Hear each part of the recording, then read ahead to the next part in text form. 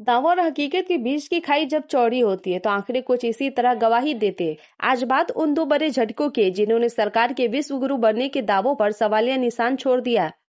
बात पहले देश की लड़खड़ाती आर्थिक साख की है, क्योंकि अभी कुछ महीने पहले ही ये ढोल पीटा गया था कि भारत ने जापान को पछाड़कर दुनिया की चौथी सबसे बड़ी अर्थव्यवस्था का खिताब हासिल कर लिया। लेकिन अंतर्राष्ट्रीय मुद्रा कोष के अप्रैल 2026 के ताजा आंकड़ों ने इस गुब्बारे की हवा निकाल दी है।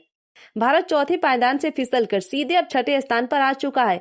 यानी कि जिस जापान और यूके को हम पीछे छोड़ने का दावा कर रहे थे वे आज हमसे कोसों आगे निकल चुके हैं। आखिर इस गिरावट की वजह क्या है? वजह साफ है। डॉलर के मुकाबले टूटता रुपया और जीडीपी गणना के आधार पर वर्ष में किया गया वो बदलाव जिसने कागजी आंकड़ों की चमक को धुंधला कर दिया। सवाल ये है कि अगर अर्थव्यवस्था इतनी ही मजबूत थी तो रुपये की गिरावट ने इसे छठे स्थान पर क्यों धकेल दिया? क्या हमारे आर्थिक सुधार सिर्फ हेडलाइन तक ही सीमित है?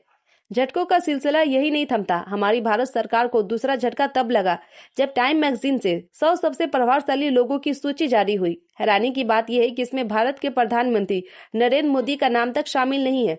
हालांकि प्रधानमंत्री जो 2014 से 2021 तक कई बार इस सूची की शोभा बढ़ा चुके थे, आज वही इस लिस्ट से बाहर हो चुके हैं।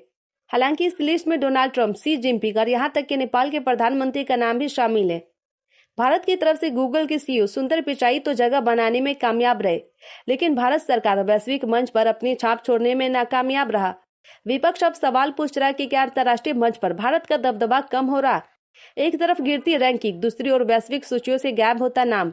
क्या ये एक महज इत्तेफाक है या फिर जमीनी हकीकत कुछ और ही बयान कर रही है?